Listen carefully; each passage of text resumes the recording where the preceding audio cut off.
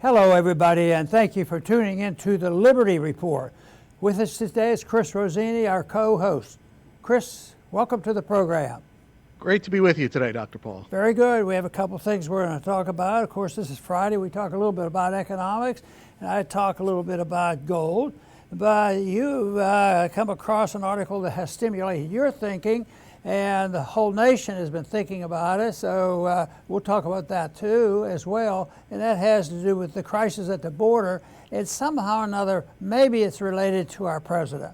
We'll have to deal that out, but I don't think we'll have a hard time convincing our audience that Biden hasn't solved the problem and has probably made it much, much worse. But anyway, I want to start off with, what's going on in the gold market. To me, just from a personal viewpoint, the gold has been sort of in the doldrums, not doing a whole lot, and a lot of gold people, why isn't it going up? Why isn't it going up? They're spending money, there's debt's going up, and all the things that are supposed to happen. But that's just the way markets can work. But even this morning, they were very much in the doldrum. But I just noticed, in the last hour or so, I think it went up over $20. So sometimes it gets exciting rather quickly. But long term is really what counts. If you're looking for gold to make a quick killing and make a bundle in a week, some people might be able to do it. But it's also nerve-wracking. It's a good way to lose money too. So we talk a lot about gold, and that's why we're partners with Birch Gold Group, because they're very interested in trying to help people preserve their wealth under these conditions, which are, really rough and tumble and hard to analyze. I saw a headline yesterday that I thought sort of described the Federal Reserve, because we do know the Federal Reserve contributes to a lot of chaos, and the whole purpose of 98% of the activity of the Fed right now is trying to solve the problems they created over the many years, pressured by others who want fiat money. But the headline on Zero Hedge was the Fed's, quote, solution, close quote, to the mess it created. It will tighten and loosen at the same time. Now that's pretty good because, for years, especially in the 70s when the Bretton Woods broke down, there was an obsession with watching money supply because the Fed was responding to that, and those numbers came out and made a big difference. But today it's a little bit different. The Fed is more sophisticated. They can do things because if you tighten the policy, interest rates are going up. But if you loosen it, they're not supposed to go up. But right today we have a situation where they're trying to satisfy everybody, and so far to a degree it's working. The Fed loosens it to keep the interest rates low to make Wall Street happy. At the same time, they tighten by buying up some QE and shrinking, theoretically, the money supply, which is supposed to, push interest rates up. So they have two policies: one to lower interest rates, one to raise interest rates. And on the short run, they can fool the public, but eventually, the whole thing comes apart. And that's why when you see a jump of $20, $30, $50 in a day, it may morph into something much worse. This is the reason that we advise all our viewers that if they have not looked into what the Birch Group offers, as well as for advice about gold, this is a good time maybe to get started, because they provide some free information if you just ask them. And the way you ask Birch Gold for this free information dealing with how best to invest in gold is to text Ron at 989898. And that'll get you to Birch Gold, and they will send you materials on this subject, and there's no charge for that. And they talk about how the transfers can be accomplished without needing to pay any taxes up front and that sort of thing. So it's worthwhile to get this information if you don't have it. So it's easy to get, and it's not expensive to at least find out more about it. I still read everything I can about gold, the pros and cons and what's going on, and there's always something to learn, because this whole thing of the Fed admitting they said it's okay to tighten and loosen at the same time, which really is impossible, but it makes the markets happy, so the markets work a day at a time. So it is important to get as much information as you can. It becomes fascinating, but it also is a reflection of the danger we're in.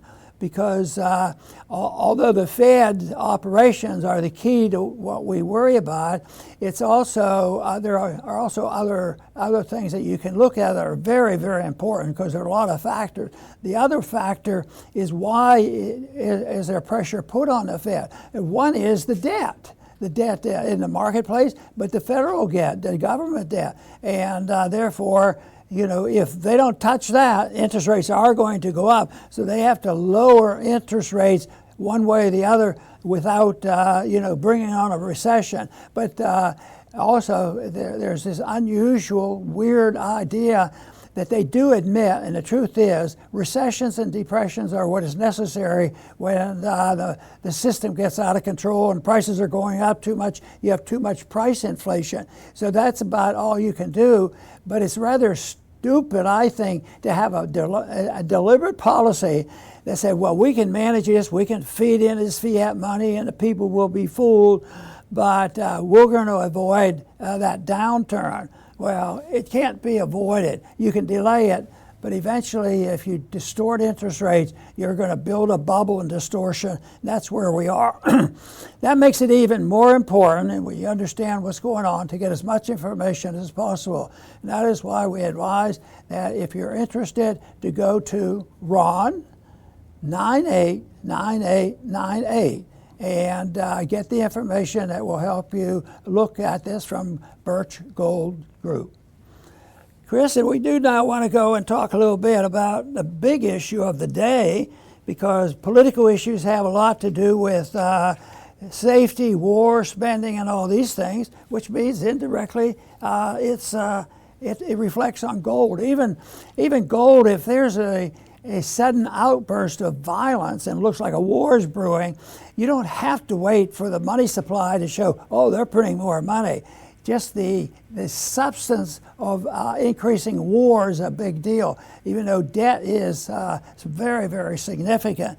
So that's what goes on a daily basis. And right now, the debt is astronomical and getting worse. And there's no sign, zero sign. I don't care who's going to get elected, except for a couple good people, into the Congress. But overall, there is not going to be an administration that says, those people over there at RPI, I think they know what they're talking about. We need to cut back. And the people know and understand that. They have to bite the bullet. No way, no way. They're going to they're going to want the inflation, the fiat, for as long as possible, and every day there's some other new promise of some largesse, some more money passed out. Even the whole thing, the president last week saying, well, we don't want them to have debt. We have to take care of the debt. So we're going to exempt the debt, all the student debt, not all of it, but billions of dollars. We'll just exempt it and dismiss it. Well, you can't correct the mistakes that are made. They're already built in. And the whole economy has been built in, especially it's been built in more so since 2008 with a malinvestment and distortion of interest rates. So we should expect a lot more trouble. But on top of this is the immigration problem. The immigration problem is also a political and economic event. And it looks like, I always struggle with, they couldn't be doing this deliberately. No, they're not that evil. But Chris finds a couple things that suggest maybe they had plans all along, which a lot of us suspected that being the case, that this was a deliberate policy, and it wasn't something that Biden thought up afterwards to say, oh, we need more people in this country. But don't send any of them to Delaware. We're not looking for more people in Delaware from these various countries. So that is going on. It's a big deal. It's probably the big issue of the campaign. It's the immigration, folks. Yeah, that's what is so serious about what's going on. Immigration is a big deal, and it is not going to be solved. I think it can be improved with better policy, which we hope for, but in a way, a lot of problems have been built into the system, and that is what we're facing today. Chris? Yes, Dr. Paul, here's a chart our studio engineer will put up that we came across. It's very striking. And it shows, since Biden took office, the number of illegals that are crossing into the country. You can contrast it with the period before when President Trump was there.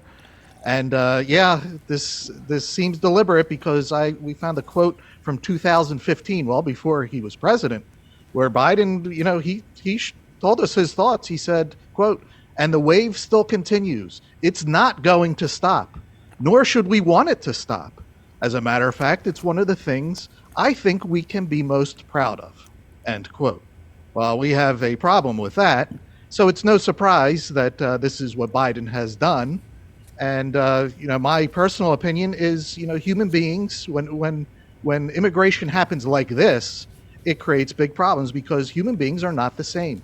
And you'll hear people all, yes, we are all the same. Yes, we do have 2 eyes and 2 ears and legs and arms. And in America, we should be treated the same under the law. We know that's not true. Unfortunately, there are plenty of people who are above the law, way above the law. But in America, the people should all be treated the same under the law. But, there's a lot more to being a human being than just the law. Around the world, there are different, in all the different nations, they have different beliefs on government, different cultures. What do they think about freedom? Their social habits, their religious beliefs, how to raise children. So in each nation, there's a common set of beliefs. Even here, when I go out my door today, I'm not going to be surprised by what happens. There's a common understanding culture on what happens here. And when we go to another country, if I were to go to Japan, I have to adapt. I'm not in America anymore. This is how it's done in Japan. This is what the people here think and believe. And this is what they believe about their government. And I would have to adapt. So everybody is different in that sense. And, but the left, they're so childish. Oh, you don't like people with different color skin. It has nothing to do with that. Think of on a very micro scale. Like if my aunts or my uncles or my cousins, people that I love, were to move into my house, forcibly move into my house, there would be conflict. They live differently than I do. What they do at 8 o'clock it may be different than what I do. They may eat at different times. And we would come into a lot of conflicts. Now, these are people that I love. I don't want them invading my space. So it has nothing to do with skin color, but people need to acclimate to where they go. And when people just flood in like this, there is going to be conflict. We're already seeing the conflict. It's all over social media. People talk about this all the time. My friends, my family, they're all talking about what is going on with our country and that border. And this is nothing that Biden should be proud of. Very, very good. As I said, I struggled for years about hard to believe that individuals would plan this. But I think the type of information that Chris has sort of verifies, and there's information that they actually have talked about this before, and that is the plan. So you just wonder why. I'm not anywhere close to what basic motivations they have for that, because it makes no sense. It's unconstitutional. It's immoral, and it's a mess. And I don't know what they're really motivated by. All along since I've been in politics, I've always taken a position that, most Americans have a pretty broad-minded position on it, because so many of us have relatives that came here, by immigrants. And certainly our family did that. But so you don't want to say, no more immigrants. We have to close the doors, because we are a large nation and a prosperous nation. But for some reason, it's totally out of control. And I think that is what the American people are upset about. They're upset because they seem to be overrun. I don't think that just like in the last campaign, they got these terms messed up about insurrection. there's an insurrection. No, demonstration. Oh no, it's an insurrection. They're taking over the world, and they lied all through that thing and created a monstrous problem that's still going on, which meant they were going to violate the civil liberties of many Americans. So this continues to go on. But I think this whole thing about the people coming in, I think the word is invasion. What do you mean invasion? They don't have any guns, but they don't have to. Our guards just laid their guns down and said, come on in. We have no rules. We do whatever you want. And we'll pay your way. We'll provide homes, even if we have to take it from hardworking Americans. So they did that. And I'm convinced anytime you subsidize something, make it easy to become a citizen or bribe them to become a citizen, you're going to get a heck of a lot more of it. And it's been at the expense of the American people. But I think that problem comes from the fact of a careless attitude about what property is all about. Because if you think of immigration as something, how do we deal with immigration invaders into our own home? I don't think there are many Americans, rich, poor, middle class, who say, yeah, I have a house here, but I think we could squeeze 2 more people in here. So we're going to invite a couple in to stay. And if the government sends them, that's okay too. So they go along with that, but before you know it, you have something that's turned into an invasion. And literally, when you think of the people that are here, when it has to do with our civil liberties, our defense of our country, and all that's going on, it has been an invasion. And you can't invade a person's house. The Bastia principle is, if you and I can't do it, and you can't march into your neighbor's house or send your friends into your neighbor's house, the government can't do it either. But the government now, not to everybody's house yet, but that's what communism is all about. What they do is they put it into public arena. The public will take care of them. So who paid for the public? Well, the citizens that have been here. They're the ones who built the hospitals and the roads and everything else. So it was all, it is property, but it's collective. When it's collective, governments generally can do whatever they want. But if it were more private property, I think in a theoretical all libertarian society and all the land was owned from people, you wouldn't have any problem with immigration. I think it would be generous, but it would be very deliberate. You would not be allowed to just bring anybody in and put them on somebody else's property. So I think there's a big issue of property with this runaway immigration that's going on, and it would be helpful if people thought more of that in those terms. But right now, I'll tell you what, nobody owns anything except what the government tells you. Go to it. We'll take care of it. More the merrier. And that's sort of what I got from some of these Biden quotes. The more the merrier. But he never says why. And he never says, I think we can handle another 1 million people in Delaware. We still have property in Delaware. I doubt if that's going to happen. Chris? Is a matter of property. And while, we've never had a perfect government, and we never will, it surely was better when it came to immigration. Both sides of my family came from other countries, and it was tough to get in here. They had to have sponsors. They had to have jobs. Somebody had to account for them. No one else was going to pick up the bill for them. So yeah, he's staying with me. He's working for me. His family's coming. They're all taken care of. Now we have, our great society from LBJ, massive, massive welfare state, perhaps the biggest in the entire world. And now the taxpayer just picks up the bills. Dr. Paul and Daniel did a show yesterday. We're in New York City. They're handing out $10,000 refillable debit cards. So they're bringing all these people in and sticking us with the bill. I mean, this is the craziest thing one could ever imagine, but it's actually happening in real life. And the welfare state, it increases the burden on us. It incentivizes more people to come in and incentivizes them not to work. Why bother? Why work? Government's giving us money. It also, on the other side, incentivizes Americans not to be charitable. Why be charitable? Let the government take care of these people. It's such a warped welfare state system that is getting us from every angle, and it's also going to spiral us into, we're already in terrible financial shape as it is. Now it's going to get even worse on top of this conflict of cultures. So they are setting up a perfect storm of problems. And like you said, Dr. Paul, what are their motivations? Well, I don't think we'll find out exactly, but I don't believe they're motivated by a higher law that develops and gets people to understand what the morality should be in legislation and how we treat people.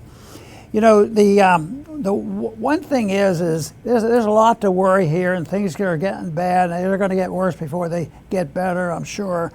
We have all this debt and the resolution of the financial system and all the wars that we're in. Overall, I still think they're going to end because the nature of the system will limit it, because people will get disgusted with an empire, and people are getting disgusted with our demands that we place around the world with our reserve currency status, and they're not as pleased with us as they used to be. They're still after our money as long as the money will work, but the money won't work forever. It's going to quit, and that's when the people will turn away. You know, they were riding high, and there's still some that want to ride high on the use of epidemics and pandemics to control the people. And yes, it was horrible, still is bad because it violated so many people's civil liberties. But the whole thing is the people did wake up. They finally said enough is enough, and people have resisted. So I think that will happen. I think you know that eventually a financial system like this usually ends when the inflation gets so bad, prices are going up so rapidly, the people, you know, it just doesn't function anymore. We're not on the verge of that, but it's possible if we continue to do that, and sometimes that can pop up rather quickly. And I think that is what we have to be concerned about. But the people will finally say enough is enough. But the big problem, Chris, as I see it, is yes, they may get disgusted and say enough is enough, we need to do it. But we can't even agree on, you know, maybe deciding to be less involved in our wars. Why don't we limit it to the Constitution? Don't fight a war unless we're being attacked and there's a declaration of war. No, the wars go on and we fight and fume over how much money should go to Ukraine versus Gaza. You know, that's too far removed. But eventually, we have to help the young people and other people who are interested to understand what our system is about, like what our Constitution is all about. And the answers aren't difficult. And the one thing wonderful about a freedom system where liberty is protected, you have the maximum amount of freedom and you have the maximum amount of largesse. You have the most ability to live, and you can have a richer society and under these degrees.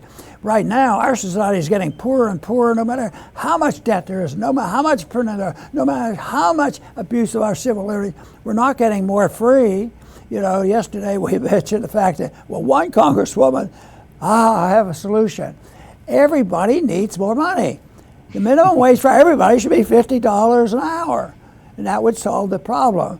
Oh boy, I'll tell you what, if we don't combat that type of thinking, we don't have much chance. But that's where we are winning. Outside of the government schools, we are having more and more people reading and studying freedom economics, Austrian economics, and understanding why sound money makes more sense than monopoly money. So that'll happen out of necessity, and we here at RPI want to encourage that expectation and encourage the understanding of sound money and personal liberty. Very good, Dr. Paul. I will finish up with my closing thoughts. Just food for thought. You know, I try to think, what are their motivations for this? And obviously, I don't know. I only go by what they say, and we can clearly see that they want this surveillance state on us, this artificial climate religion imposed on us, the woke culture where there is no truth other than what the government says. Fauci said, I am the science. Over in during COVID with New Zealand, Ardern, she said, we are the source of truth. So everybody's supposed to walk around with no truth other than what they say. And of course, they lie about everything. So they want to impose this, but it's very tough to impose it on a unified country. And if there's enough unity, we have a lot of people on the left, but there is enough unity to fight off their bad ideas. Most people don't believe the climate religion or the wokeism or, and don't want to be surveilled. So how do you break a population like that? Well, one way is to flood a bunch of people that are, different culturally, beliefs, and already on welfare, dependent on the government, voting for these people. That's one way to break the unity. If you have conflicting cultures and financial ruin, which we're racing towards, that opens the door for tyranny if that were to happen in this country. Because then the strong man comes in and say, this is chaos. I am going to restore law and order with an iron fist. I will fix these clashing cultures because everyone is going to say or do what I say. So we are opening the door for that madman if we continue down this road. So, again, this is all speculation, but, I'm trying to connect the dots just like everyone else. We have to be vigilant in speaking out, especially with this open border situation. Very good. I'm going to close with a brief statement that I've made before, and that has to be dealing with the First Amendment, because I talk about getting information out there, understanding economics, and all these things, understanding history. The whole thing is important, but we really, really need the First Amendment. And that's the reason they put it up, number one, because they thought it was the most important. And if you can't have the First Amendment to discuss these problems, we're in big trouble. But we've lived these last several years as a real challenge to our civil liberties. I'll tell you, this whole principle, well, if you don't go along with this group of people made up of corporations, pharmaceutical companies, the military-industrial complex, and then you come along and the government, and they wheel and deal together to cancel people, punish them, make economic penalties for this, and that is really bad. People are catching on, but it's still way out of control. And sometimes a lot of this activity, and they hear these stories, just think of this agony that Assange is going through. And that's an attitude. Silence the people who are opposing the principles of liberty. And if that has to be dealt with, might be put at the top of the list. I know how important the Second Amendment is and all the other amendments. But I tell you what, you have to have the right to speak out with a free will without being threatened by being put in jail. I think there's a lot of people already who haven't spoken out because they're intimidated, because I feel it myself at times. Well, I wonder if I should have said that. What if I should have said that? That is criminal. That's why the real goal has to be to protect our right to speak out and make sure that these groups of special interests, whether they're the corporate interests or the government interests, that we don't continue to move in that direction. Protecting our liberties was the number one reason why we had a revolution and a constitution. And we need to dedicate ourselves to the preservation of those principles. I want to thank everybody for tuning in today to the Liberty Report. Please come back soon.